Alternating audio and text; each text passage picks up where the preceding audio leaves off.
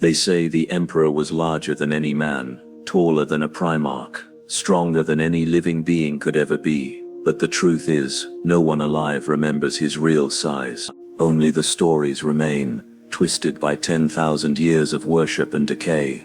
In the archives of the Administratum, fragments of old picture captures are locked away. None are complete. Faces burned, proportions distorted. Some depict a man nearly 3 meters tall. Others, a shape that bends light itself. Even the tech priests who maintain the archives whisper that the images shift when left unwatched, as if the emperor refuses to be measured. On Terra, pilgrims climb the 1,000 steps of the Sanctum Imperialis, heads bowed, chanting prayers to a god they have never seen. They imagine him vast, a golden titan slumped upon the throne, his bones thicker than ships' hulls, his chest the size of a fortress gate. But what if the truth is worse? What if the emperor's size cannot be known because it is no longer fixed? Some claim his body stretches and contracts with the tides of the warp, that he is both infinite and crumbling at once, that when you stand before him your eyes fail to agree on what they see. To one soul he is a giant whose shadow devours the hall. To another he is a frail corpse barely holding form. The Machinaki scribes who tend the throne never speak of this aloud, but they have records hidden beneath seal and sanctum of hallucinations that occur among the attendants. Men who swear they saw the emperor rise. Others who say his flesh melted into light, stretching across the chamber like burning silk. And then there are the dreams. Those who sleep near the throne wake trembling, muttering the same words, "He's still growing." Perhaps that is the real horror, that humanity's God has not stopped expanding. Not in size as we know it, but in some other dimension, one we can't describe, a form that feeds on faith, on worship, on the psychic noise of 1,000,000,000,000 prayers. To believe in the emperor is to give him shape, and every day, 10 billion throats give him more. So when they say he is vast beyond measure, maybe it's not a figure of speech. Maybe he's still becoming something no human mind can hold. A god not of mercy or light, but of endless hungry presence. Stay with me till the end, because what they found deep beneath the throne, in the sealed vault where his shadow burns the air, might change everything you think you know about him. There are men who have seen the emperor, not the pilgrims, not the priests, but those few cursed souls allowed to serve near the golden throne. They call themselves the throne attendants, though what they attend is not a man. It is a god rotting at the edge of infinity. They walk among rusted machinery that hums like a dying heart. Each pulse of the emperor's psychic field makes the air tremble, bending metal, shaking the marrow inside their bones. The closer they stand, the heavier everything becomes, as if gravity itself kneels in his presence. One attendant once described it in a trembling whisper. He fills the room even when you close your eyes. You can't see where he ends. He's everywhere, and still decaying. They say his body fuses with the throne now. Golden wires pierce through bone. Ivory tubes disappear into ancient veins. The flesh that remains looks almost molten, like candle wax left under a dying sun. Yet somehow, through all that ruin, the sense of enormity doesn't fade. Some swear his ribcage rises like the walls of a cathedral, each breath echoing like distant thunder. Others insist they hear voices coming from within his frame, whispers of the primarchs, or the screams of every psyker sacrificed daily to feed him. But none can agree on how large he truly is. Measurements fail, scanners burn out, hollow captures distort into static, as if the emperor refuses to be defined. The Mechanicus have a word for it: dimensional flux. They claim the emperor exists partly in the warp, where size and time lie. To them his form is an equation with no solution, a being stretched across realities, consuming psychic energy just to remain visible. And maybe that's why his presence is unbearable. They describe standing near him as standing beside the event horizon of a black hole. Your thoughts begin to fold inward. Your sense of self bends toward him, until at some point you can't tell where your mind ends and begins. The attendants keep working, though most don't last long. Some go blind. Others begin to speak in tongues that match no human language. And sometimes one simply stops moving, frozen in awe, mouth open in a silent prayer, their body stiff and still, their eyes locked on the Emperor's decaying frame. No one removes them right away. They say it's disrespectful to touch those who have been taken by the light. But the truth whispered in the lower vaults is darker. Their souls might still see him, long after their bodies are gone. The Emperor isn't just worshipped. He's experienced, like radiation you can't survive, or a dream you can't wake from. And if his size is beyond measure, it's because he's not just a body, he's a gravity. One that pulls everything, everyone, every prayer, into himself. They say deep beneath the golden throne, there's a chamber no priest will name aloud. The Vault of Measure. It was built long ago, during the dark age of technology, when the Mechanicus still believed they could understand the Emperor, a place of steel, light and equations. Its purpose was simple: to measure God. At first they thought it would be a matter of geometry. They sent in servitors carrying rangefinders and auspexes. None returned the same reading. Some said his hand spanned 20 meters, others 200. One unit claimed his head touched the ceiling, and another that his feet were still rising through the floor. The readings fought each other like ghosts. The numbers had no logic. It was as if reality refused to agree on what it was looking at. So they sent men instead: tech priests, psychometrists, dreamers. Each one swore to record the truth, and each one returned changed. One went blind, but claimed he had seen more clearly than ever before. Another wrote equations for 9 days straight until his mind broke, carving numbers into his own flesh, because paper wasn't enough. And one simply laughed, repeating the same line until his voice failed. He's not big, we're just small. After that, the vault was sealed.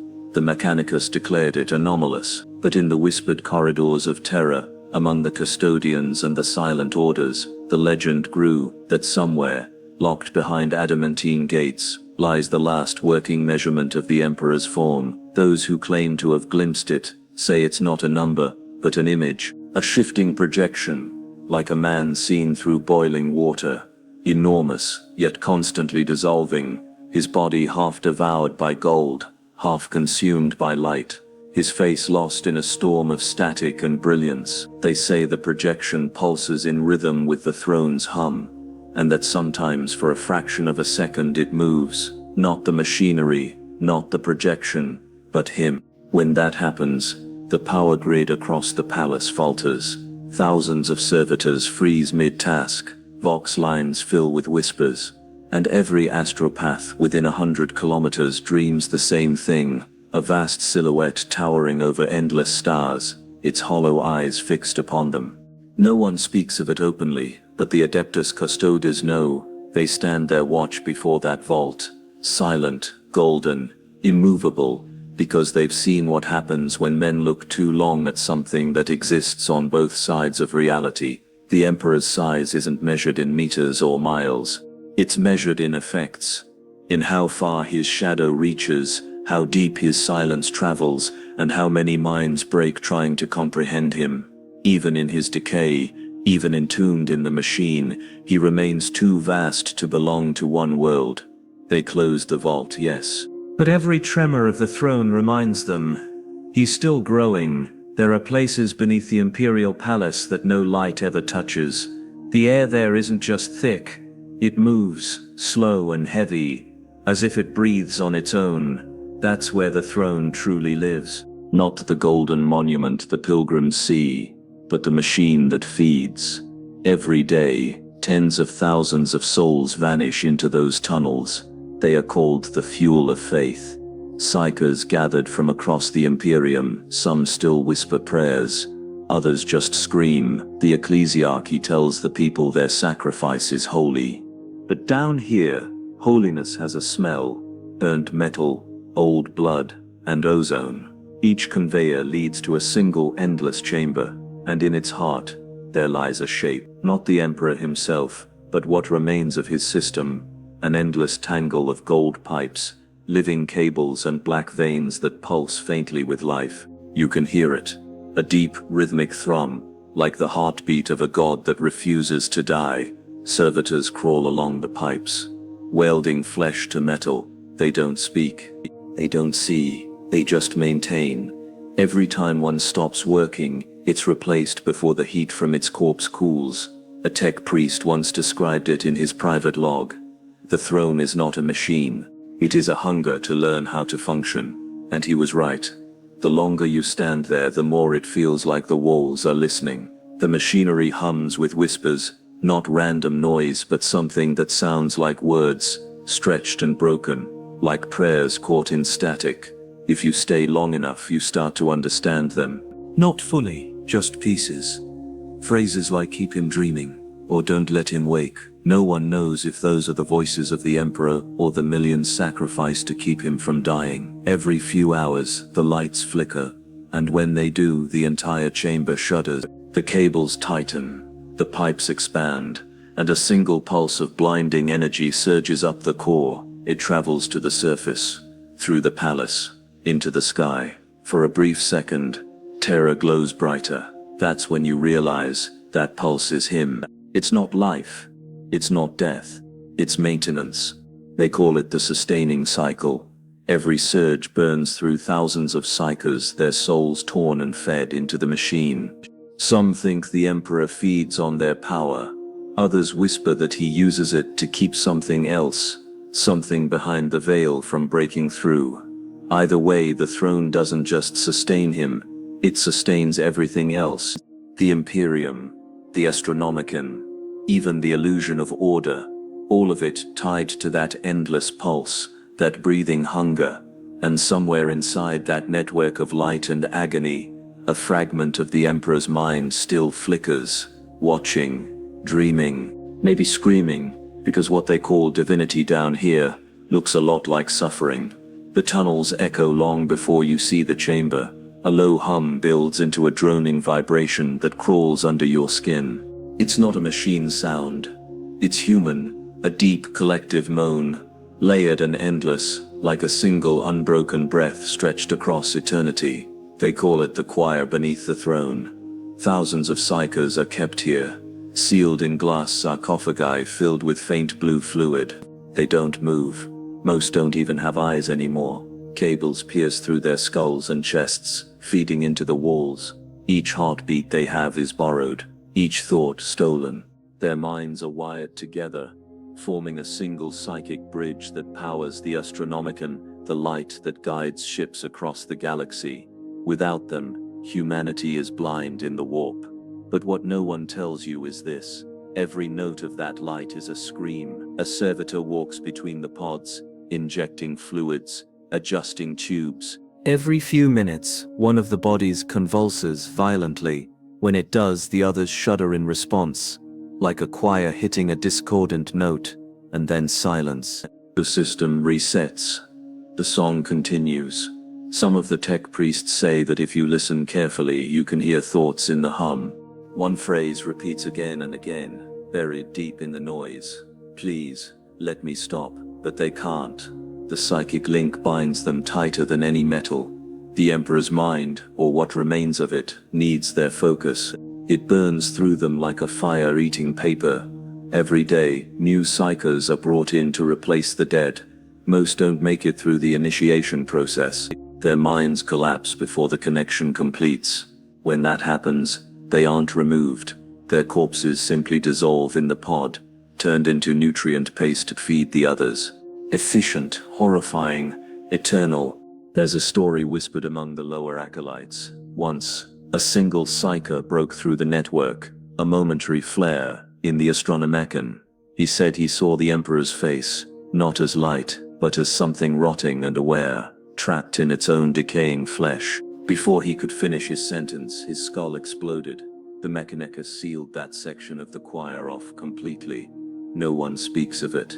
But the pulse from that area still beats slightly off rhythm, like a faint echo of defiance. It's said that when the choir hums in perfect unison, the Imperium is safe. But when one voice goes silent, The stars flicker. And sometimes just before the shift, a soft sound leaks through the walls.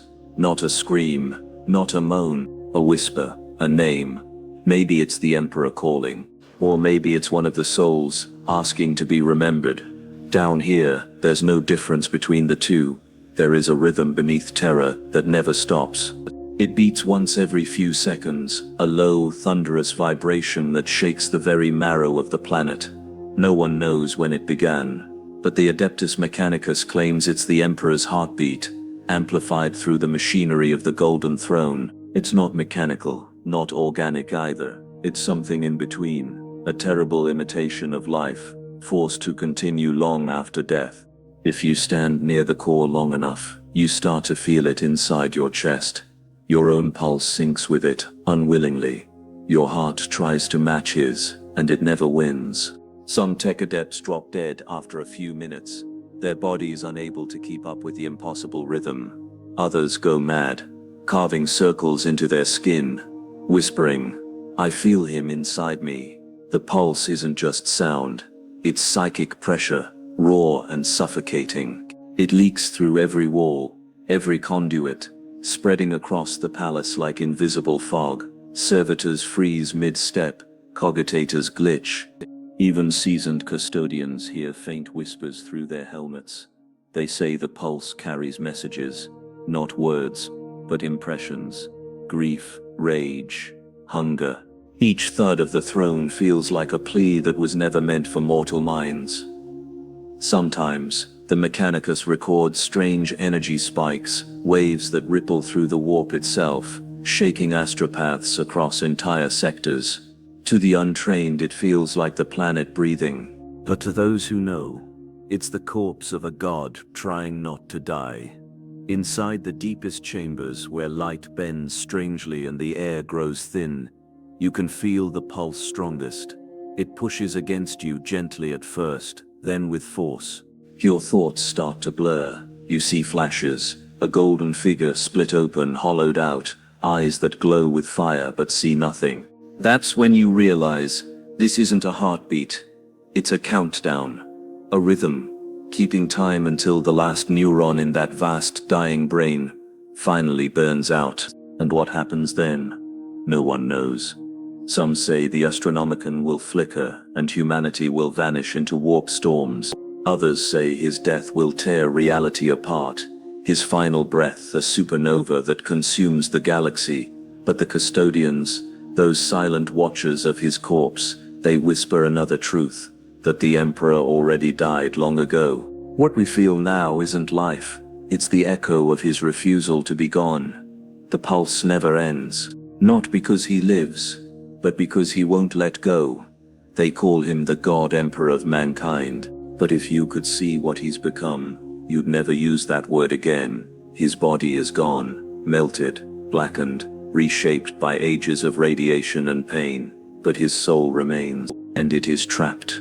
The Golden Throne doesn't just keep him alive, it binds him. A lattice of psychic locks and energy circuits holds his essence in a prison built from his own divinity. Every day, his mind screams across the warp, torn between lucidity and madness. Fragments of him drift through the Imperium, shards of godlike thought that once shaped galaxies, now reduced to broken echoes. Sometimes, psychers across the Imperium catch a glimpse. Not words, not visions, just feelings. An ache so deep it makes them weep. A presence that feels both holy and ruined. A plea that says, "End this." The priests of the Adeptus Ministorum preach that he guides them still, that his light shields mankind. But deep beneath those cathedrals, the truth festers. His light doesn't guide, it bleeds. The Astronomicon, the psychic beacon by which humanity travels the stars, isn't powered by faith, it's powered by pain. Thousands of psychers are sacrificed daily, their minds burned alive to keep his soul burning just a little longer. Imagine existing like that, half a god, half a corpse, conscious enough to feel, powerless to stop it. Every death fuels your torment. Every prayer feeds the chains that hold you. The Emperor's mind has become a storm, a psychic maelstrom so vast that it devours any who look too long. The Mechanicus claims that within the data vaults of Mars lies an ancient log. A custodian who once approached the throne spoke directly into the light. His last recorded words were, "He heard me, and he begged for silence." No one knows what remains of the Emperor's will. Some say he's lost, that the throne sustains only a hollow shell. Others say he fights still, holding the warp at bay through sheer agony. But the darkest whisper says something else entirely, that he's aware of his imprisonment, that every second he feels the galaxy using his suffering as fuel, that he endures, not for mankind, but because he cannot die. For a god there can be no release, only endurance without meaning. The throne hums, the pulse continues, and somewhere, deep within that endless radiance, the soul that once built an empire whispers to itself in the dark, "I should have let them burn." They say the Emperor speaks through miracles, but what they call miracles are really leaks. Each psychic vision, each saint's revelation, each holy awakening is a fracture in the Emperor's mind, seeping through the cracks of eternity.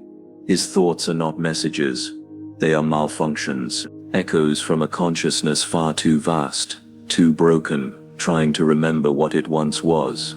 Imagine a sun collapsing under its own gravity. That's what his mind has become. Every flicker of awareness folds in on itself, imploding into madness and light. And sometimes, that chaos spills outward. To the psyker it begins as a whisper, a warmth behind the eyes, a voice too divine to question. But stay in its presence long enough, and it changes you. Memories blur, your identity starts dissolving, rewritten by the Emperor's half-lucid dreams. You begin to believe you were always faithful, always pure, even if you weren't. Even if you were never human at all. The Sisters of Silence speak of a horror they do not record, that within the warp there are places where the Emperor's mind stretches across light years, manifesting as radiant storms of gold and bone. Those who wander too close don't die. They become him, 1,000 flickering minds screaming the same prayer. "I am the Emperor, I am the light, I am in pain." Some tech priests believe the throne isn't merely sustaining him, it's feeding on him. Over 10,000 years the machine has begun to evolve, a hybrid of divine flesh and cold circuitry. It hums like a heart, but pulses like a reactor. The distinction between God and device has long since blurred, and every time the cables hiss and the seals tighten, a part of his consciousness bleeds into the machine itself. Perhaps that is why the throne never dies. Because the Emperor's soul has been digitized in agony spread across metal, sanctified circuitry, and the faith of trillions who unknowingly keep rebooting his torment. In some forgotten monastery, a dying psyker once recorded her final vision before her skull ignited. She said she saw a man of blinding light weeping molten tears, and behind him, millions of human silhouettes, all chained together, screaming silently in devotion. As he reached for her, his mouth formed one broken sentence. "They won't let me sleep." The ecclesiarchy calls her a heretic, but in their hidden archives, her words are locked in the same vault that holds the blueprints of the Golden Throne, because the High Lords know the Emperor's divinity isn't mercy, it's metastasis. And as his thoughts fracture further across the warp, the echoes are multiplying. Each whisper, each dream, each miracle, a ripple from the dying brain of a god who cannot die.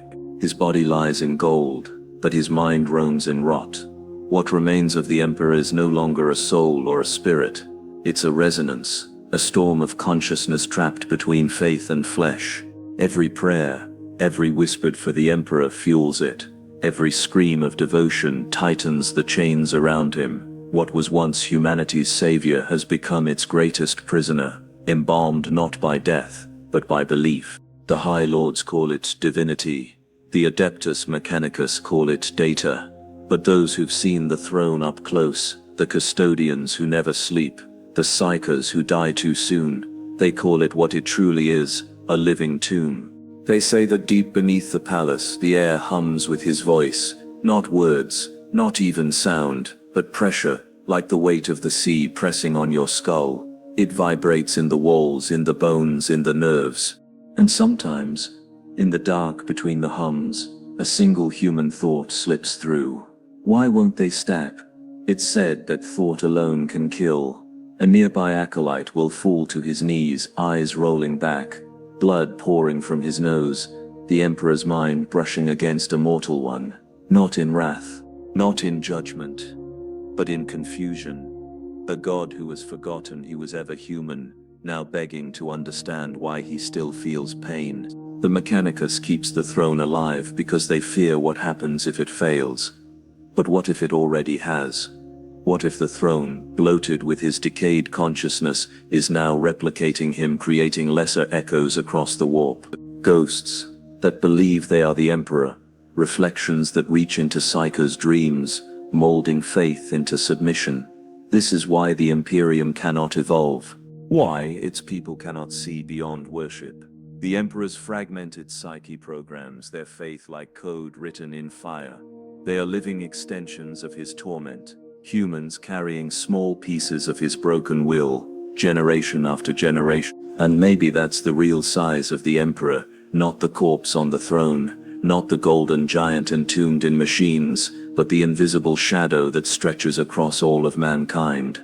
Every prayer is his heartbeat, every battle his muscles reflex, every death, another neuron in a decaying god brain that refuses to end. In the dark halls beneath the palace, the custodians walk in silence.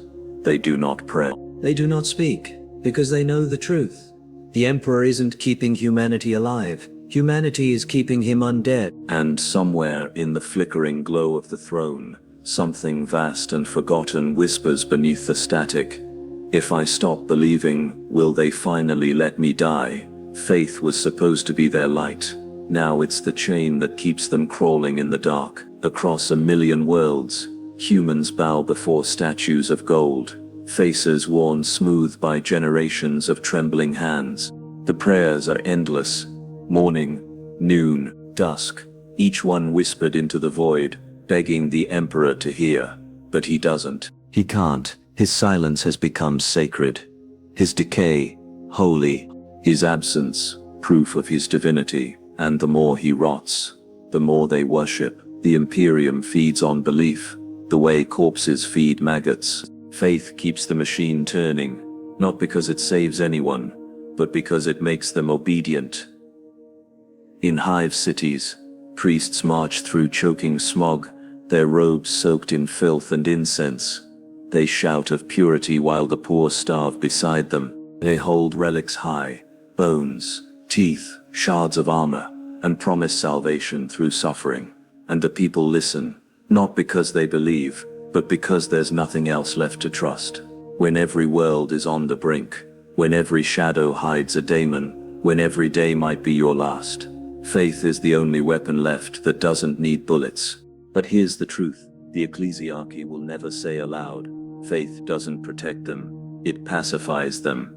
Every sermon, every hymn, every glowing candle is part of a design older than memory, a control system, built on fear and awe. The Emperor's broken mind echoes through the warp, whispering fragments of its ancient will, and those whispers turn into doctrine. They turn into laws. They turn into priests. 1 trillion souls believe because the Emperor's decaying mind forces them to. His agony radiates through space, shaping dreams, twisting thoughts. He's not a god of mercy. He's a god of habit, a divine machine repeating one command: obey. Somewhere, a mother tells her son to pray before sleep. Somewhere, a soldier kisses his weapon before battle. Somewhere, a child looks at a golden mural and feels warmth in their chest. They all think it's faith. It's not. It's programming. And yet, there are moments, fleeting ones, when that programming falters, when a candle flickers, and for a second, the believer feels nothing. No awe, no devotion, just emptiness, vast and quiet. It's in that silence that truth hides. The realization that maybe, just maybe, humanity isn't worshipping a savior. Maybe they're worshipping a wound that refuses to heal. And if that's true, then every act of faith isn't salvation, it's participation. Every prayer keeps the corpse alive. Every hymn feeds the rot. And the emperor, the once human, now hollow god, keeps burning in that golden coffin, dreaming of the day humanity forgets his name. They call it devotion, but it's control, precise, unrelenting, and eternal. Every world, every hive, every shrine, it all serves one purpose: to keep humanity looking upward, never inward, to make sure no one asks questions. Because questions in the Imperium are heresy, and heresy burns. From orbit, the cities of man look like veins, sprawling lights pulsing with the rhythm of industry and obedience. Each one built around cathedrals so large they blot out the sky. Those cathedrals are not houses of prayer, they're machines of control. Inside them, the air tastes like incense and iron. The sound of chanting echoes off cold stone walls. Thousands of voices merging into one endless hum, like static beneath a broken transmission. That's how they keep people docile. Not through reason, through rhythm, through repetition, through sound. The ecclesiarchy knows the mind can only resist chaos when it has a pattern to cling to. So they drown every waking moment in ritual, bells at dawn, hymns at dusk, confessions whispered into vox ports that never answer back. And above it all, the priests stand like conductors, orchestrating the noise of obedience. Their sermons are never about hope, they're about duty, about the honor of dying nameless for a God who will never know you existed. Serve the emperor, they say. Your suffering is your purpose. And they believe it, because it's safer than believing the truth. The truth is this: the Imperium doesn't worship the emperor to save his soul. It worships him to justify its own cruelty. Every purge, every war, every execution, all done in his name, as if his silence were permission, as if his decaying body on the golden throne still whispers approval through the warp. But there's something else, something the ecclesiarchy hides even from itself. They need his decay, they need his suffering, because it's proof that he still exists. If the emperor were ever to die, truly die, the entire illusion would shatter. The faith, the order, the purpose gone.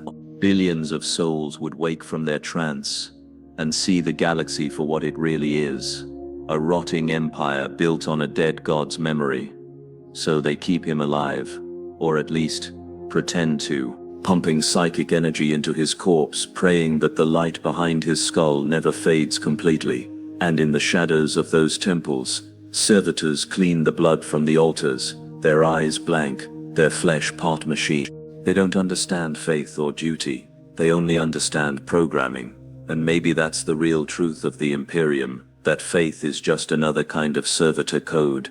Because in the end, whether it's through prayer or neural implant, obedience looks the same. It's silence in the face of horror.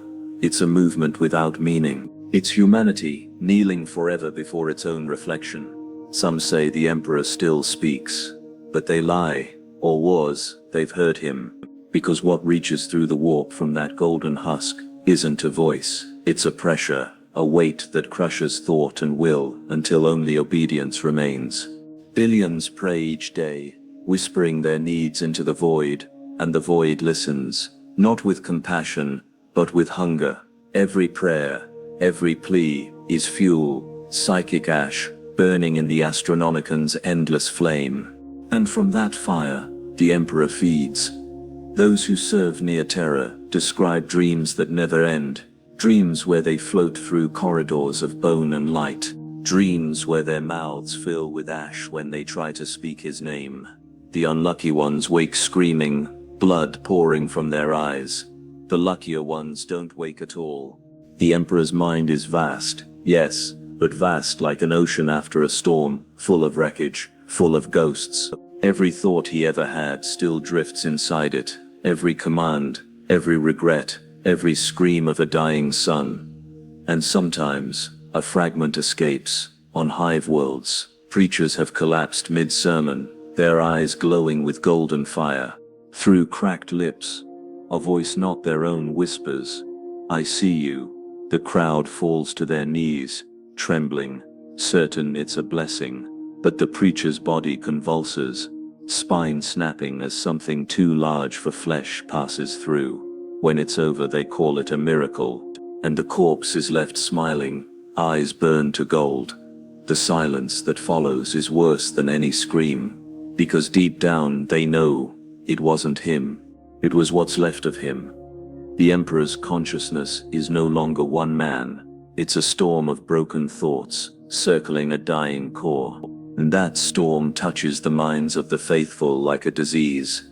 It doesn't grant visions. It copies memories. It feeds on identity, then reflects it back, distorted, hollow, divine. Every believer who hears the Emperor is really hearing themselves, stripped of mercy, amplified through pain. That's what faith has become. Not a bridge, but an echo chamber of madness. And somewhere beneath the palace, far below the surface of holy terror, tech priests record the psychic noise that leaks from the golden throne. They call it the holy static. But when the data is filtered and slowed, you can hear shapes in it. Not words, but sobs. Low, endless sobs. Like a god remembering he used to be human. And for the few who've heard it clearly, there's no going back. They lose their voices. They stop eating. They stare at walls, whispering the same line over and over. He isn't dead, but he isn't alive either. And that truth, that unbearable truth, is why the Imperium must keep praying. Because silence would mean admitting that their god can still feel. They call it the golden throne. But gold is only the surface. Underneath it's bone. Bone fused with metal. Metal grafted into flesh. And veins turned to cables humming with psychic fire. No one outside the Adeptus Mechanicus truly knows what the Emperor's body looks like now. They aren't allowed to. Those who tend to him, the throne adepts, are sworn to silence, so absolute that their tongues are removed before they take their vows. They communicate only in coded clicks and machine prayers, kneeling beside a god who no longer blinks. But sometimes, in the endless maintenance records of the Mechanicus, fragments slip through, a corrupted file here, a censored log there, lines that should not exist, neural decay advancing beyond containment protocols, skeletal growth fused with conduit channels, auditory nodes continue to emit low-frequency moans, possibly atmospheric distortion, except there's no atmosphere on the throne. No wind, no voice. Only the slow, ceaseless exhalation of a being caught between life and oblivion. Each breath is a storm. Every molecule of psychic energy the Emperor releases bends reality around him. A constant scream translated into light and fire. His body doesn't bleed anymore. It leaks. Radiation. Psychic static. Fragments of thought drifting through the halls like invisible ghosts. The adepts wear full sealing suits, not to protect themselves from infection, but from faith. Exposure is too long, and the human mind begins to believe too deeply. Belief itself becomes corrosive, melting identity until only obedience remains. They call it sanctified dissolution. To them, it's an honor. Sometimes, they say the Emperor's eyes open. When they do, the entire chamber shakes. Machines fail, time stutters, and the adepts fall to the floor, weeping blood, whispering thanks for the pain that sears their minds. They think it's his blessing. It's not. It's hunger. Because the Emperor no longer consumes food or drink or thought. He consumes souls. Every psyker sacrificed daily across the Imperium, thousands upon thousands, their energy flows into the throne, keeping it alive, or something close to alive. The Emperor feeds not because he wants to, but because he must. If he stops, the Astronomicon will die, the Imperium will go dark, and chaos will flood the stars. That's the horror of it. A god who cannot die, chained to a machine that feeds him human minds. A divinity that devours endlessly against its own will. And somewhere beneath that rotting cathedral of gold and bone, a sound persists, faint, rhythmic, human, like a heartbeat, but slower. So slow, it feels more like the ticking of a clock. counting down to something no one dares name. They say the Emperor is long dead, that only his psychic echo keeps the Imperium alive. But deep under the throne, in the tunnels where the light turns red and the air hums like a dying machine, the flesh still moves. Servitors are assigned there. They crawl through bone tunnels slick with holy oil and decay, carrying relics and waste alike. They do not speak, but their eyes twitch when they pass the inner wall. A membrane that shouldn't be breathing. It swells and contracts, faintly, like the chest of something vast and sleeping. Once, an adept tried to measure it. He pressed a cogitator node into the pulsing surface, recording the pattern. What came through wasn't data. It was sound. A whisper. Soft, broken, but unmistakably human. It said, "Why do I still remember?" The adept was never seen again. Only his gloves remained, fused into the wall as if melted by grief itself. The flesh remembers because it was never meant to die this way. It was meant to transcend, to ascend, but instead, it was bound, tied to a dying empire, turned into its own tomb. Every cell beneath the throne carries echoes of him, fragments of the Emperor's past, battles fought, friends lost, the laughter of warriors now dust. Sometimes those echoes push back. They try to reform thought. A memory takes shape, a mounting battlefield under red skies, lightning arcs, striking iron armor, and for a second, it almost feels like he's alive again. Then the machines override it. Neural inhibitors silence the spark, and the memory dissolves into static. But not all of it fades. Some parts of the Emperor's mind still dream. They surface in random patterns, bursts of psychic noise mistaken for warp storms or distant signals.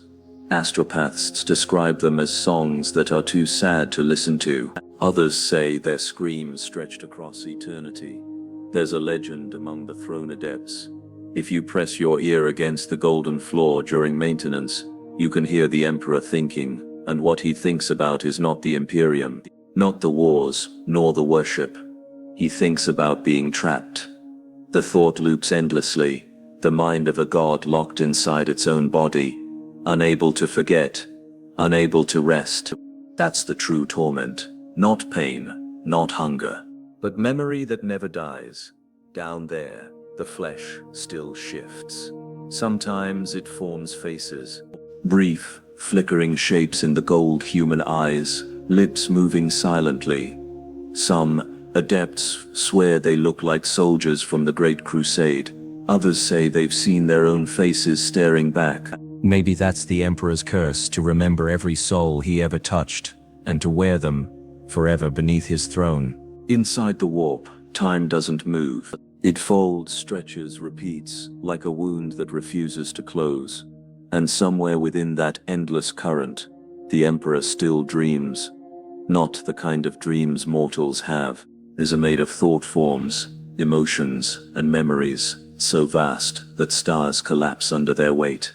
Each dream is a world, each thought a storm, and through it all, he searches for something he no longer remembers, perhaps his own name before the titles. The God Emperor dreams of light first. He sees his sons, radiant and proud, their banners raised across alien skies.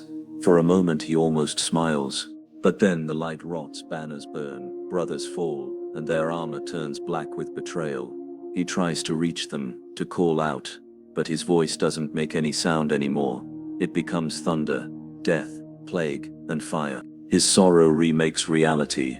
That's how the warp remembers him, not as a man, but as a storm made of guilt.